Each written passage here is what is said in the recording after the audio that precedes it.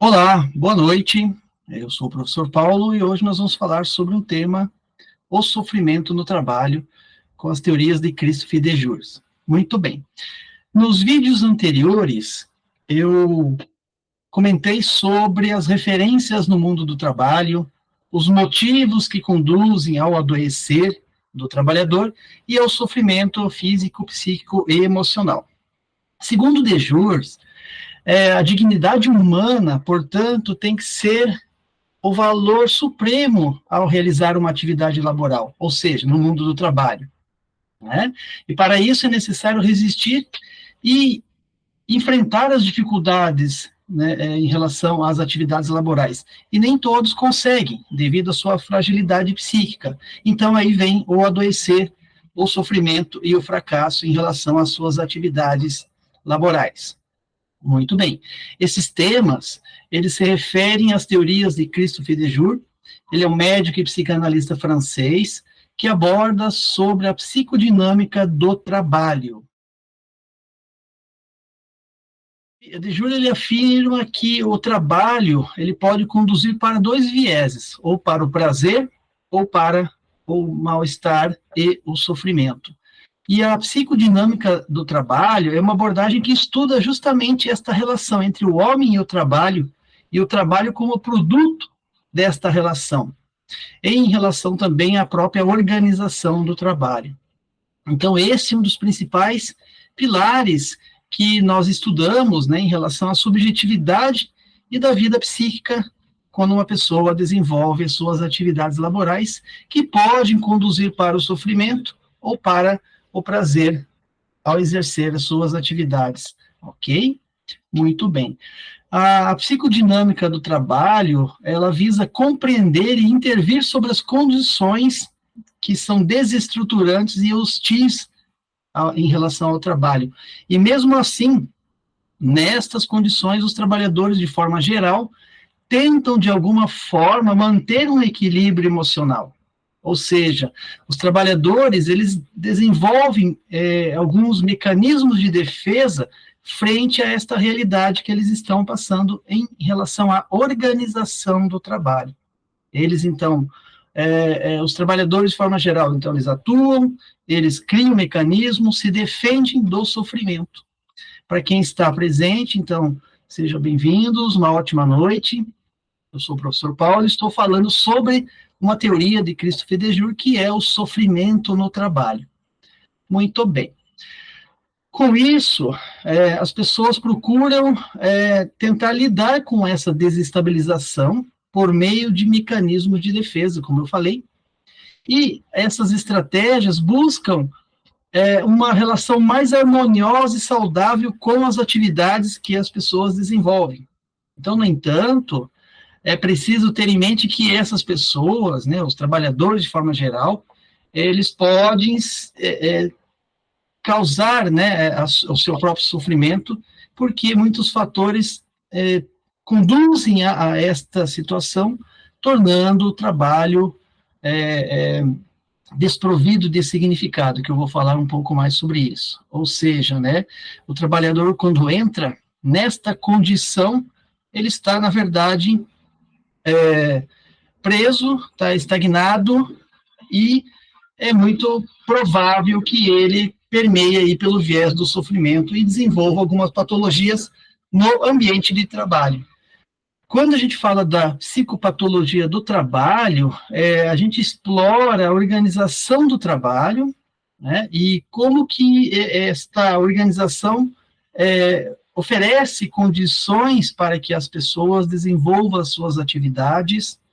Além disso, nós falamos também dos estilos de gestão, o sofrimento, o esgotamento mental, a falta de reconhecimento e todos os danos que isso pode causar, que pode envolver danos psicológicos, físicos e sociais em relação ao trabalho, pois afeta diretamente o psicológico das pessoas. A psicodinâmica do trabalho destaca, né, a necessidade de um ambiente de trabalho mais saudável que tem e que dê suporte para as pessoas desenvolverem as suas atividades laborais de uma forma mais saudável, né? Então, quando a gente fala de psicodinâmica do trabalho, a gente compreende as patologias, mas também tenta promover um ambiente de trabalho mais saudável. Então, o próprio Christopher de Jus, ele fala que trabalhar é sofrer as próprias resistências, e o trabalhador, quando ele se engaja, né, quando ele veste a camisa da empresa, ele faz de tudo, né, tem vários esforços para que isso aconteça, devido à sua própria dedicação, né, então isso permeia a sua própria subjetividade, e aqui nós estamos falando realmente dessa condição, da subjetividade de cada um. Então, o trabalhador, né, nessa condição de dedicação, ele vai se dedicar à tarefa, vai se dedicar em promover um relacionamento bom com os colegas de trabalho e atender, né, o propósito da empresa, atender as metas e tudo aquilo que a própria organização do trabalho está exigindo dele. Quando o trabalhador ele está confrontando esta realidade, ele vai criar, então, estratégias de defesa que podem ser conscientes ou não, ou inconscientes, né? Mas que representam, em ambos os casos, uma necessidade de recuar, de recusar o sofrimento. Então, os mecanismos de defesa, eles são promovidos justamente para evitar o sofrimento, né? E isso é uma elaboração subjetiva, é uma elaboração psíquica, e faz com que o sofrer, né, entra em uma certa contradição entre esse confronto entre aquilo que ele esperava ao desenvolver uma tarefa e a própria realidade que é vivenciada pelo próprio trabalhador diante da organização do trabalho. Então, esse confronto é que muitas vezes leva ao viés do fracasso, do sofrimento, e aí todo o adoecimento laboral. Quando se manifesta, por exemplo, a síndrome de burnout, é porque o sofrimento da pessoa chegou num nível devido ao seu próprio envolvimento, a sua própria dedicação ao trabalho, e não soube separar as coisas, não soube ter um equilíbrio, uma qualidade de vida, levando ao adoecimento, inclusive ao ápice do estresse, que é a síndrome de burnout. Como nós somos seres que precisamos nos relacionar, né, isso nós também construímos em nossa própria subjetividade, né, o trabalho ele serve como uma construção de identidade, e isso é permeado, né, pela própria forma como a empresa reconhece o trabalhador, né? Então, o reconhecimento é um dos pontos que faz com que o trabalhador se torne contente, feliz, se dedique cada vez mais, né? Então, é um ponto que precisa ser trabalhado. Entretanto, quando o trabalhador ele faz diversos esforços para evitar o sofrimento, né, e, ao mesmo tempo, tentar atender às regras da organização, né, esse esforço é que, muitas vezes, faz com que o trabalhador ele não consiga dar conta do recado, digamos assim, né, porque o trabalhador ele não é uma máquina, né, ele precisa ter ali o seu momento de interpretação do que precisa fazer, ele precisa obedecer às regras, precisa obedecer às normas, tem uma certa hierarquia na empresa, ele também precisa de todo esse tempo para se adaptar ao ambiente de trabalho. Os casos, né, que levam as pessoas ao adoecimento laboral é porque elas já estão em conflito, né? E esse conflito pode permear os estilos de gestão, quando, por exemplo, um superior ele não aceita um diálogo, e tem empresas que fazem isso, de fato, né? Ou, pior ainda, ele usa da sua hierarquia para exercer práticas autoritárias, controle, né? Negando a condição do próprio trabalhador, o seu próprio saber, né?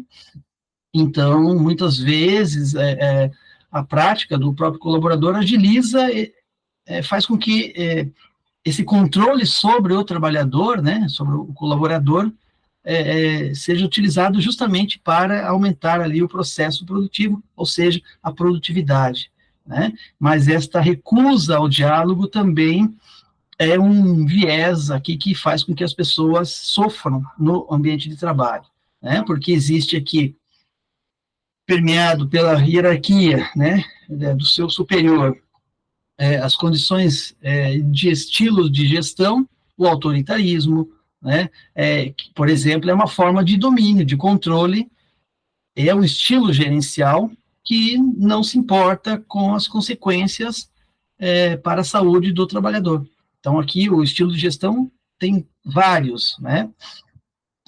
Então, esse é um ponto também que a psicodinâmica do trabalho tenta compreender. A clínica do trabalho, né, ela considera que o trabalho é o tema central, e a partir desse tema central, ou seja, das atividades, da organização do trabalho, que permeia a relação de subjetividade entre as pessoas, causando saúde, bem-estar, ou outro viés, que é o sofrimento e o adoecimento laboral. É aqui que se situa, né, a psicodinâmica do trabalho, tentar entender esta relação entre, né, o que é da organização do trabalho e a subjetividade das pessoas.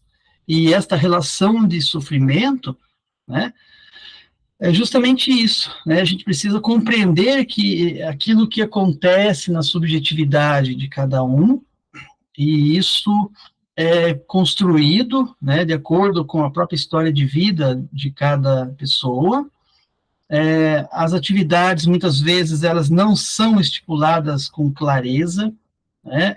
Então, a gente precisa entender esta relação que permeia as atividades, né?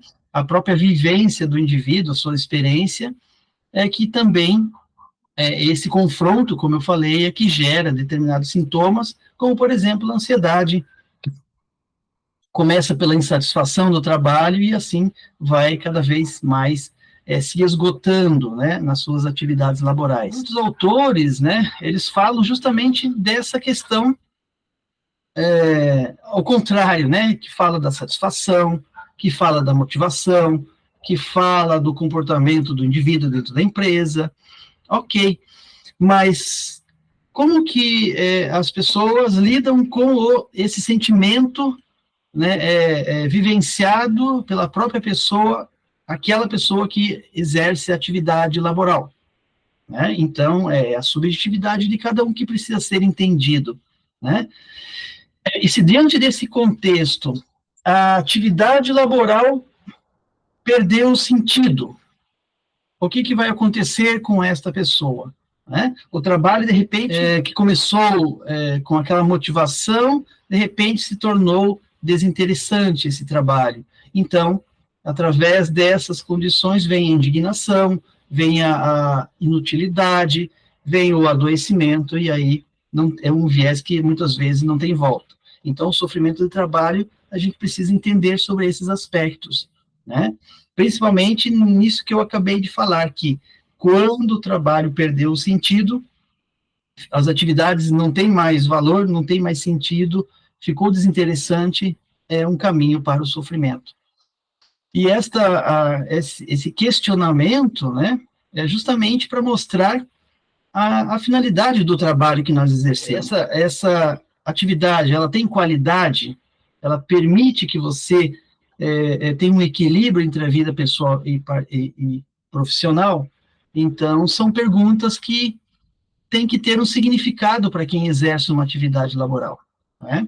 Então, muitas vezes, nós estamos cansados, né? E o cansaço é apenas um reflexo de uma jornada diária, não é apenas isso, né? Porque uma grande cidade, as pessoas passam pelo trânsito, condução, né? Tem todo um aspecto que é natural que as pessoas cansem, mas eu não estou falando aqui do efeito físico do cansaço de uma jornada, mas, sobretudo, daquele cansaço quando não há mais interesse por aquilo que você faz, né? Porque a atividade perdeu o sentido. Mas é preciso continuar, eu preciso dessa experiência, eu preciso do trabalho, porque através do trabalho eu consigo outras coisas, mas o sofrimento está ali, vivenciando aquele indivíduo em silêncio, muitas vezes, como eu já citei, e assim acaba levando a esse condicionamento produtivo, né? O próprio Dejur fala ele fala justamente isso, né? Quando a empresa consegue isso é porque ela teve aí um bom condicionamento produtivo, fazendo com que as pessoas se dediquem à tarefa e sofram em silêncio. O trabalho, ele precisa ter um conteúdo significativo para o trabalhador. E esse é um viés que é preciso refletir. O sofrimento começa quando a relação entre o indivíduo e a atividade que ele exerce não tem mais significado. E essa relação, então, começa a ficar bloqueada, aí é o caminho para o sofrimento. O conteúdo significativo do trabalho em relação ao indivíduo pode estar relacionado não só com as suas capacidades intelectuais, né? Porque muitas vezes você desenvolve uma atividade intelectual e ela não é reconhecida de fato, é como se você estivesse num subemprego, né? Ela não está sendo valorizada, e aqui já começa uma indignação, já começa um descontentamento. Então, é através das atividades laborais que as pessoas se realizam, né? Concretamente, porque através da atividade que eu exerço numa empresa, em troca ela me oferece um salário, né? E através disso é que eu sustento a família, tiro férias, pago as contas, faço melhorias na minha vida, e também os projetos que eu gostaria de realizar. Caso contrário, né, se isso não for atendido, o significado do trabalho começa a se tornar negativo também, pois isso implica a falta da impossibilidade que se torna real, né? Eu estou trabalhando apenas para pagar contas. Esse é um ponto também de reflexão, né?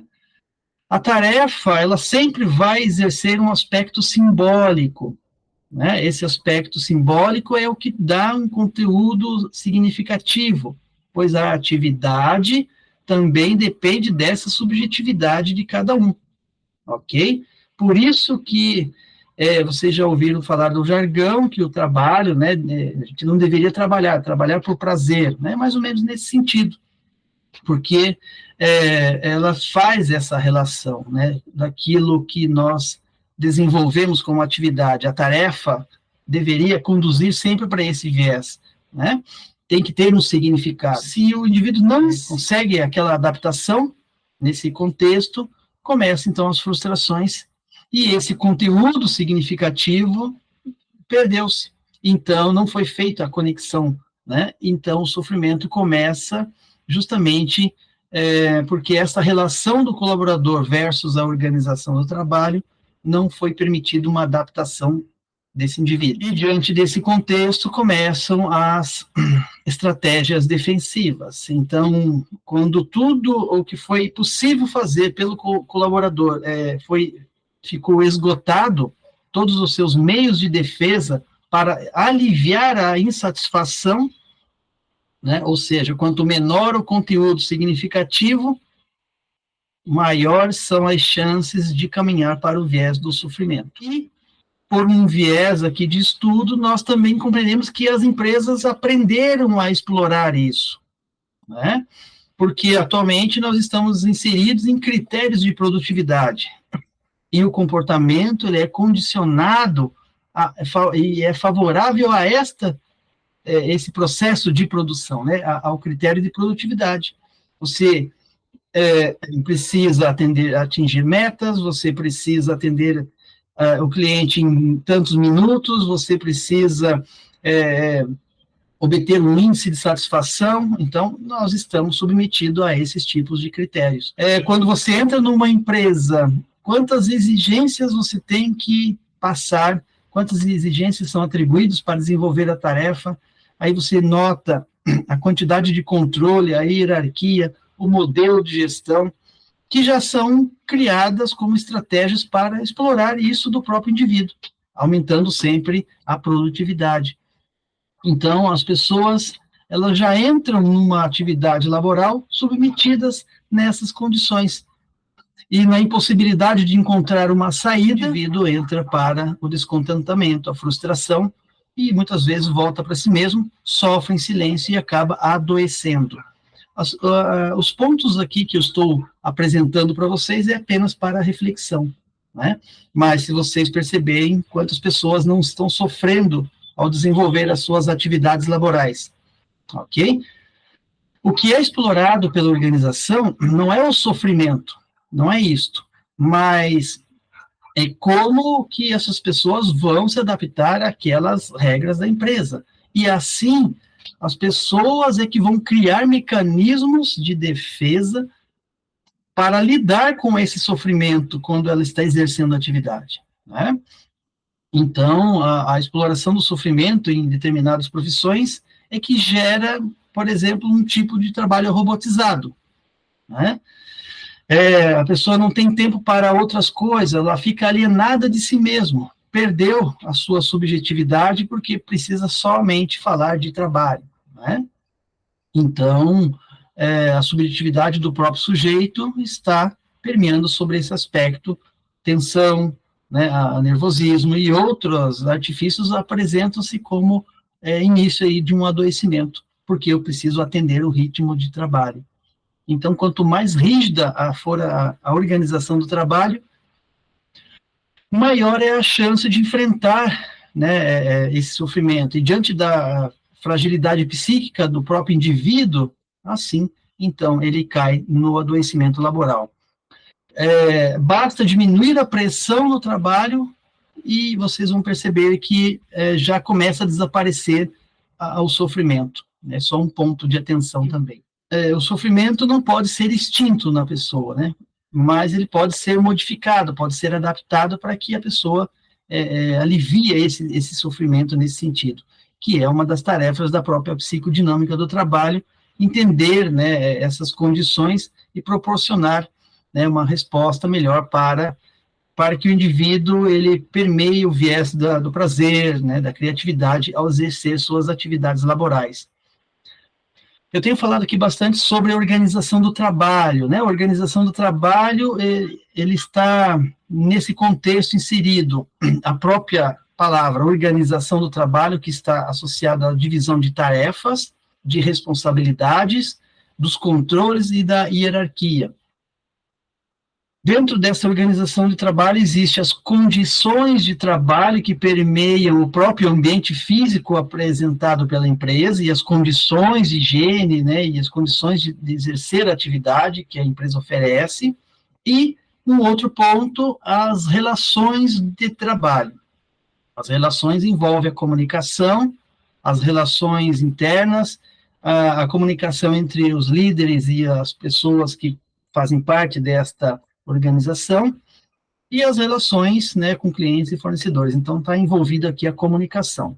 Isto tudo permeia, né, o campo de estudo da organização do trabalho. E um quarto elemento nesta organização é a própria mobilização subjetiva do trabalhador, né, como que ele vai lidar com esta exposição, com esta condição que muitas vezes leva ao lado patogênico, né, ao lado mesmo do adoecimento laboral, né? Então, como o Deju falou, o trabalho pode permear, né, o lado da criatividade, bem-estar e da saúde, mas, por outro lado, pode levar, né, para o lado patogênico que a empresa não oferece nenhuma flexibilização, impedindo o indivíduo de se adaptar ao trabalho, né? Então, todos os seus desejos que são intrínsecos, eles ficam alienados e nenhuma defesa que ele faça, né, acaba conseguindo lidar com essas questões. Então, as estratégias defensivas